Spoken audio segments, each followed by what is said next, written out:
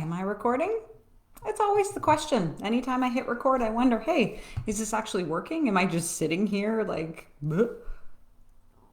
I'm sure that's happened a million times. Anyways, hello, and welcome. Now it says that I'm recording. Oh man. The joys of technology. Anyways, we have another amazing topic on the docket today. It is another community member request, and these ones make me most excited of all because it means I'm catering truly to all of your needs. So today we are talking about compartmentalization.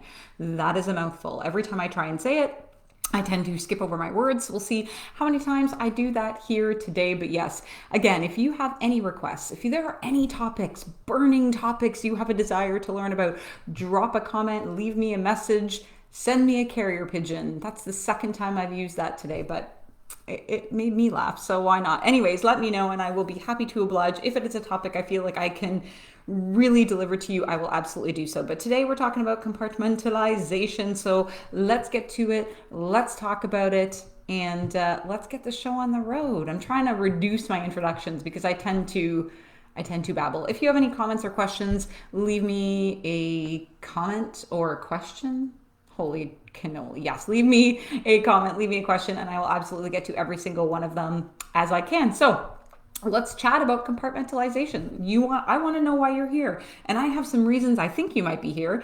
And one of them, top of mind, is you are feeling like your emotions, like your feelings are too much for you to bear, to the point where they're getting in the way of your day-to-day activity. They're getting in the way of you being able to do your job. They're getting in the way of you being able to parent your children. If your emotions are so strong and you're looking for a strategy that will support you in being able to get through that while not having to deal with the weight of your emotions temporarily, that is always going to be the note of the day. Temporarily set them aside, then this might be something or a strategy that you'll be able to adopt. If you're having these deep emotions and you're unsure of how to actually deal with them in a way that feels good and they're overwhelming, this is something that you're really going to get a lot of. And if you've been feeling that overwhelm, if you've been feeling anxiety, if every day you're waking up and you're feeling the emotions to the point where it's like keeping you kind of stuck in place and you're looking for a solution, a temporary solution, I'm hoping that this will be very supportive for you. If you feel like you might be already using the strategy of compartmentalization and you're wondering if it's a strategy that's working for you or against you, or if it's causing you more harm than good, let's chat about that, because I'm definitely going to cover that. Sorry, I hit my little microphone. Sorry about that. If you heard that, it was my fingers. Anyways, moving right along. If you've been struggling with your overall mental health and well-being and you're curious as to whether or not compartmentalization is a tactic you should adopt, I'm hoping you'll get something out of this. And really, on the flip side, if you're feeling like you've been doing nothing but compartmentalizing your emotions and you're starting to feel like you're avoiding your emotions and your feelings just in general, and you're kind of wanting to get into or look deeper into why you might be doing that, we're going to talk about that as well too. And I mean, obviously, you might be watching this because you want to increase your overall knowledge as to what compartmentalization is all about and whether or not it's going to be appropriate for you to use. And more importantly, when you could use it and when you might want to not use that technique, or when you're using it too much or too little. So this is something that I found really interesting, and I'm hoping that you get a lot out of this too. But before we can do anything, I want to define it, because there's a lot of people that might not know what compartmentalization is. You might have an idea, okay, I think this is what it is, but you might not actually know. So I have a couple of definitions for you. The first one's from Psychology Today, who defines compartmentalization as a defense mechanism in which people mentally separate conflicting thoughts, emotions, and experiences to avoid the discomfort of contradiction. That's number one. Number two is from the APA Dictionary of Psychology, which is a definite go-to, especially as it relates to what we're doing here in this community. They define it, again, as a defense mechanism in which thoughts and feelings that seem to conflict or to be incompatible are isolated from each other in separate and apparently impermeable psychic compartments. That is a mouthful. Anyway, no matter which definition that resonates with you, the message is clear. Compartmentalization is a defense mechanism, a way to protect yourself from having to feel difficult or challenging emotions temporarily. And essentially what you're doing as well, because here's what typically tends to happen. If you are having a lot of difficult or challenging emotions, or you're going through something really, really deep right here, right now, your emotions can be all over the place. You could be feeling angry, you could be feeling anxiety, you could be feeling stressed, you could be feeling overwhelmed. They can be all over the map. But what compartmentalization does is helps you to organize them. It is a way to Marie Kondo your thoughts, your feelings, your emotions. But again, this is only a temporary solution. There's only so much that can be gained from keeping your emotions and feelings in boxes and not ever opening the boxes, letting them keep and gather dust in your attic. That is not what we want. This is always going to be temporary and used as a means for you to sort through, sift through, and organize everything that's going on in your head. And it can be tremendously helpful, but it can also be a hindrance. I want you to keep that in mind. A defense mechanism is designed to protect you, okay? So if we're talking about defense mechanisms, we're really talking about the ego here, because the ego tends to put your body in a state of dysregulation, meaning that you're having maybe stress hormones, you're in fight, flight, or freeze, you're in survival mode. So a defense mechanism is meant to protect you, right? So again, compartmentalization is meant to serve you in that way. It's meant to serve you so that you can get through your day, especially, it would be amazing if all of us, if you could sit and feel your difficult emotions all the time, day in and day out, but that's not reality. There needs to be a time and a place that you set aside to be able to feel those, to give yourself the freedom to feel it. But if they are being overwhelming, and it's so much so that it's preventing you or keeping you from being able to live your daily life or tackle your responsibilities, that is when we need to put strategies into place so that you can recognize what's going on, see what's going on, but not necessarily allow it to keep you from going about your day. So that is one of these tactics, one of these defense mechanisms is compartmentalization, right? And again, it needs to be used in a short-term capacity, right? Short-term, that's what we're talking about. So let's say you have a project, or you have a big deadline, or you have, you're getting your kid ready to go on a trip, or whatever it might be. You want to use compartmentalization in those times because you need to keep your mind on the task at hand. But at some point, if you're keeping everything bottled up in its individual compartments, it's going to have a negative impact at some point because you're not actually dealing with what you're feeling, right? So, and what that might look like, because as you compartmentalize, as you put things in boxes and you put this away and you put this away and you put this away and you keep it for another time, if you're never, like I said, dusting off those boxes and dealing with what's inside, you're going to start to avoid them altogether. So what does avoidance look like? It's different for everybody. Avoidance for you could be throwing yourself into work, keeping yourself busy. And if you are somebody that is a person that prides themselves on being busy, like I'm busy all the time, is it possible that you're doing busy work so that you can avoid opening up your emotional boxes, right? I want you to ask yourself that question. Mindless scrolling. I catch myself doing this all the time and I'm like, wait a minute, why am I mindlessly scrolling again? Why have I been on TikTok for the last 4 hours? Like, this doesn't make sense. What am I avoiding? So you've got to ask yourself that question.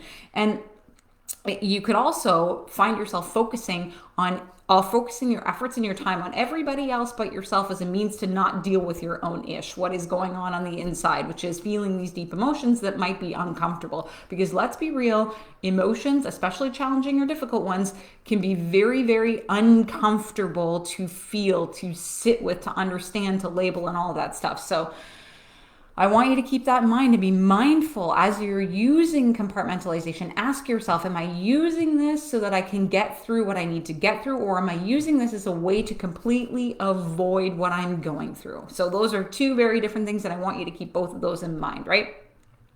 So keep in mind too that if you are on the more extreme side of compartmentalization, meaning you are trying to avoid all feelings, you're actually being dismissive of the root cause of your sadness, anxiety, or depression. So, and this might happen to the point where you're over compartmentalization and you're starting to diminish or say things like, what happened to me was no big deal. What I've got going on isn't a big deal. So much worse has happened to others. So this then becomes your excuse to keep everything in your emotional boxes, all of your nicely organized compartments, but you're not actually digging in and digging deep and understanding what the root of it is. You're just setting it aside. You're just putting it aside, and you're trivializing everything that you've been through. If you are having deeper, challenging emotions, if you are struggling with something right now, that is valid.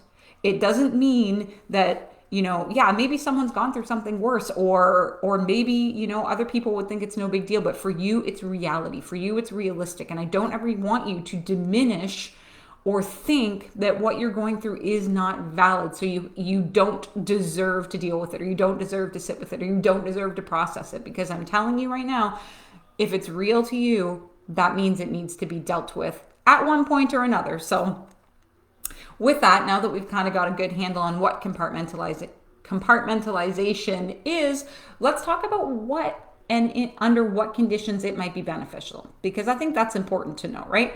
So compartmentalization, meaning organizing your emotions into kind of boxes where you can set them aside and you can set aside time to worry about them or have concern about them later, will give you the bandwidth and the space necessary to get certain tasks completed in a timely fashion. Because as you know, if you've got all this stuff going on in your head and you're deeply emotional, it can be hard to then switch it off in a sense for the time being and focus on what it is you need to do, it could be, writing a report. It could be managing a team. It could be working with your children on their schoolwork. It could be, having a conversation with your partner, something as simple as that. It can get in the way, right? So this will allow you the bandwidth to be able to do what you need to do.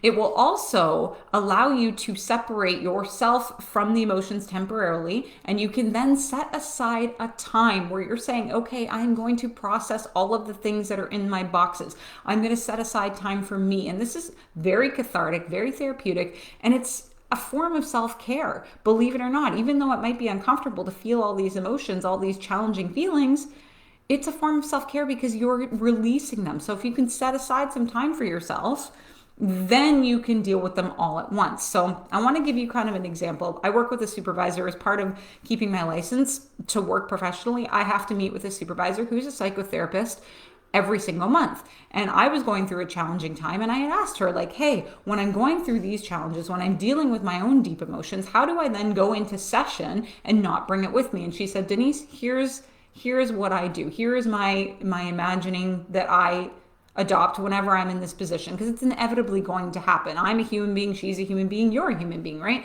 So she said, what you're going to do is you're going to imagine yourself taking off that hat with all the emotions, and you're going to set it at your office door. You're going to set it there, and you're going to tell that hat, listen, I will be back later. I'm not leaving you here. I'm not leaving you here to collect dust. I'm not going to step over you later. I'm leaving you here temporarily, and I will pick you up at the end of the session.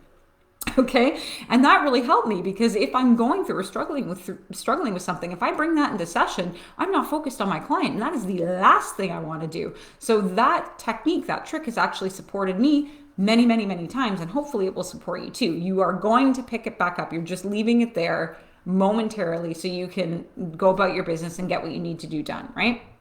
And I want you to think about how important compartmentalization is in certain careers specifically. Now think about this: first responders, firefighters, police officers, doctors, surgeons. Think about these careers, lawyers. So, and these are big careers, but I want to use them to paint a picture because it'll be easier for you to conceptualize.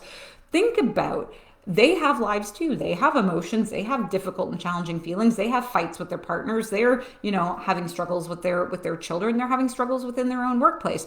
But you want to know, when you're working with or needing some of these individuals in a life-saving situation, that they have been able to compartmentalize to the point where they aren't thinking about what they've got going on. They're thinking about you. They're focused on you, and they're focused on saving your life specifically. Think about how important that is for them to do their job.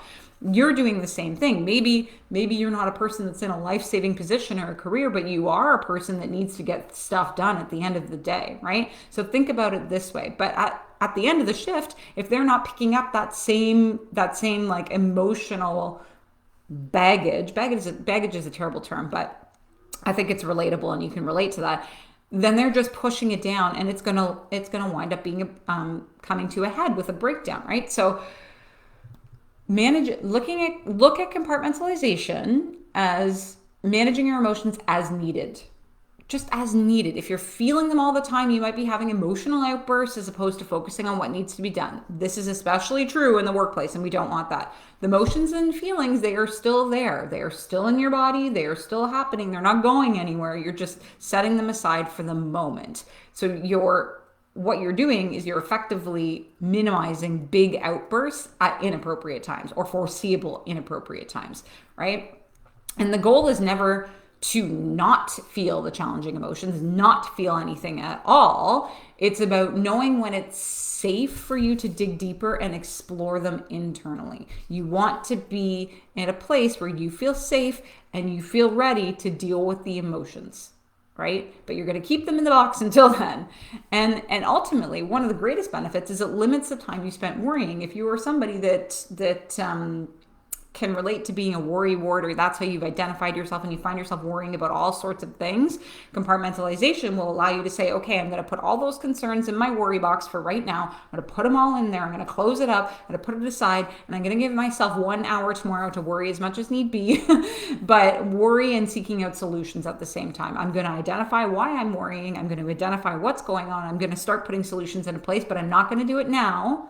I'm going to do it later. Okay. So if you want to work with the defense mechanism of compartmentalization, there are a few things you need to do. So here are some of the do's as it relates to compartmentalization.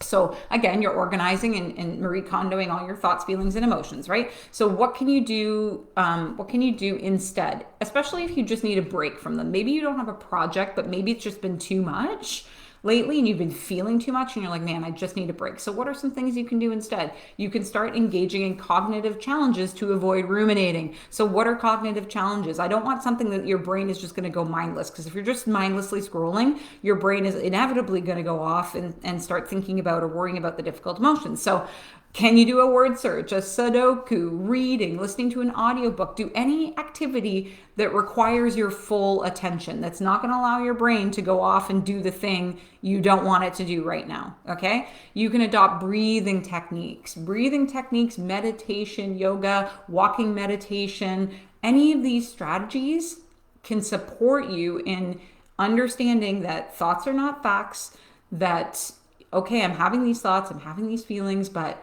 I don't need to attach I don't need to attach to them. They're there. I recognize them, but they're just simply being for right now. And social interaction, even write an email, chat with a friend, call your mom, talk to your pet, chat with your partner. This can also be a really great way to take a break from your emotions or your feelings. And technically you're compartmentalizing them for the time being by engaging in some of these other strategies. Strategies is the wrong word. I lost my train of thought. Oh well, you get my meaning. So you're probably wondering how to compartmentalize. So I want to ensure that you have strategies in hand that will support you in compartmentalizing in a healthy way. That's the biggest piece here, in a healthy way.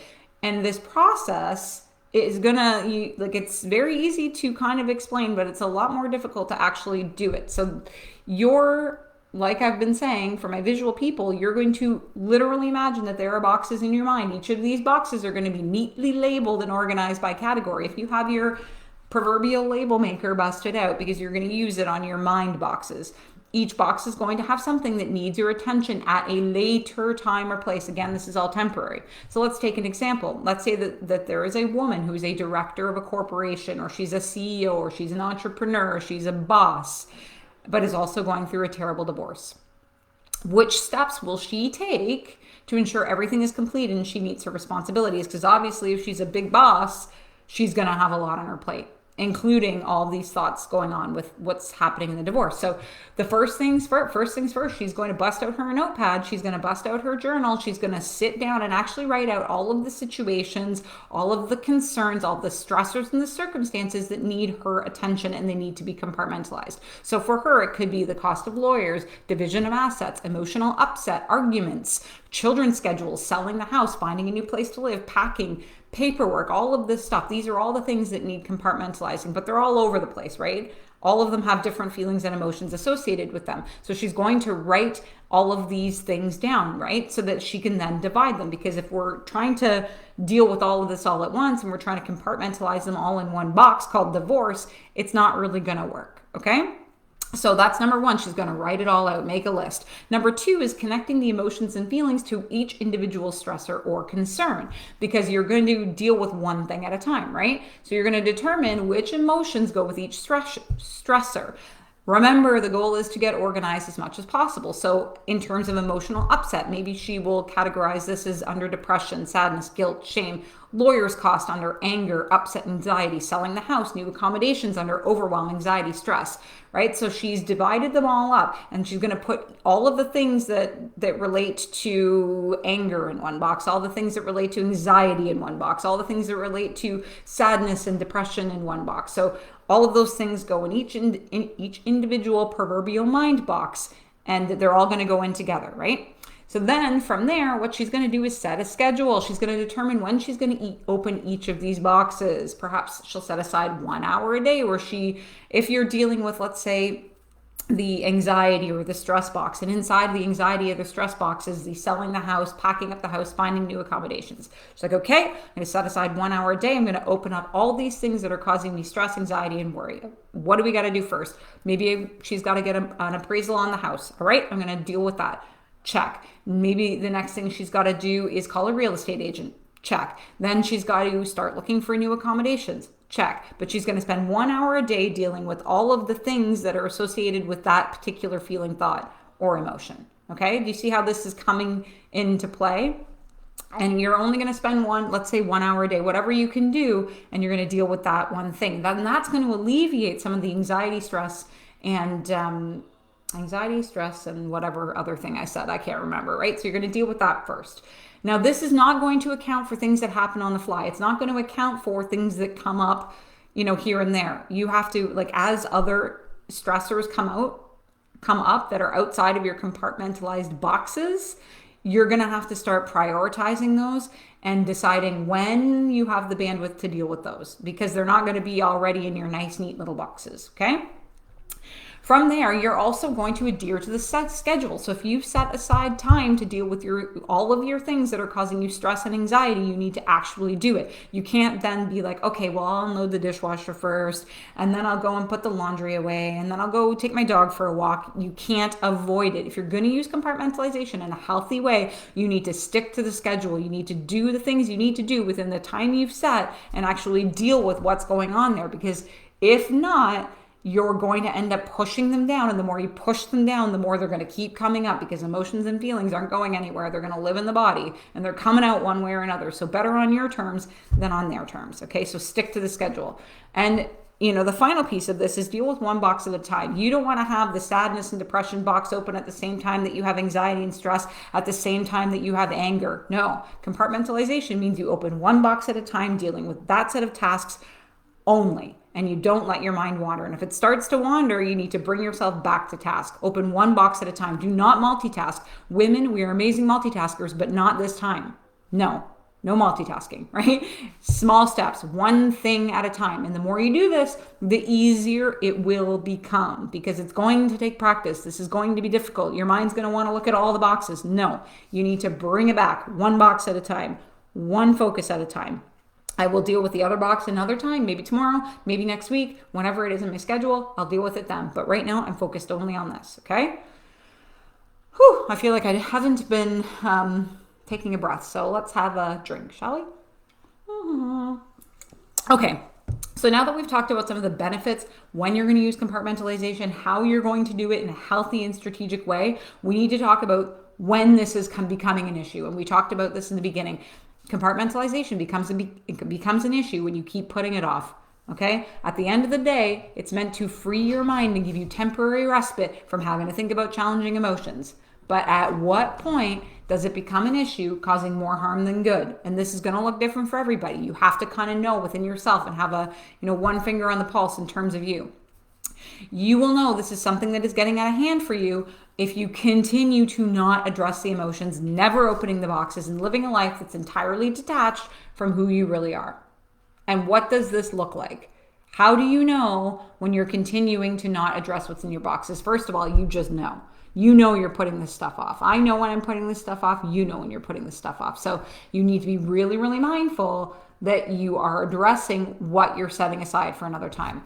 And if you're not, it might start to manifest itself in excessiveness, excessive coping skills, or even potentially to the point of addiction, right? Because there's only so much you can do to push that off. And it could end up being that I'm going to start You start drinking more often than you'd like. You might start, it could be drug use involved. There could be gambling, shopping, any of these addictions that are designed and meant to continue to push all the challenging feelings and emotions down. That's how you might know, okay, I'm not dealing with what's in the boxes. I'm just putting there, I'm keeping it bottled up, but I'm not actually dealing with it. So that could be kind of number one signal.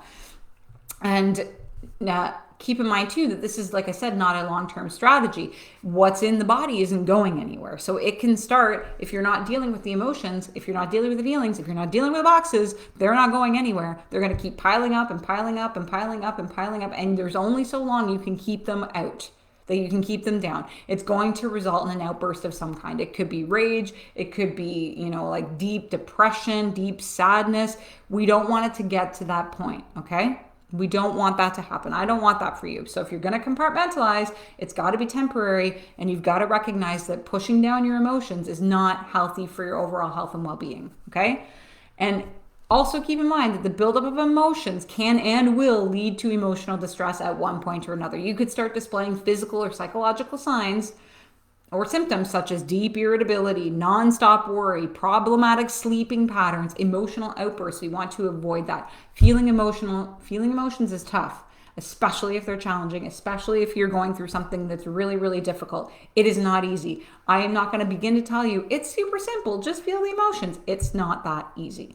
You need to be able to sit with it. You need to be able to journal it out. You need to be able to talk to somebody. You need to get it out of the body and release it, because keeping it down is just not good for you. It's not good for your heart, your body, your mind, your soul. It's not good for anything. So if you've been struggling, that's all I have for you today in terms of compartmentalization and how to use it. If there are any questions or you need any clarification, please drop a comment and I will absolutely answer it. But if this is something that you've been struggling with, if your emotions are raging, they're out of control, you don't know how to deal with it, or rather you've been keeping them deep, deep, deep within for a really long time, counseling can help. I am telling you, even though it might not seem like it, even though it might not feel big enough to seek out counseling, it can be very supportive to be able to work with somebody and talk this stuff out aloud, like open the boxes, dust them off, open them. And it can be very therapeutic to do it with a counselor, because a counselor can actually guide you and help you kind of move through and process some of those emotions. So if that's something that you're struggling with, please reach out to me. Let's see if my services are a good fit. Purposeful Insight is all about going through those emotions, understanding them, and then releasing them. But with that, I hope you have an outstanding day. I hope you have an outstanding afternoon, and I will talk to you very, very soon. Make it a good one. We'll see you.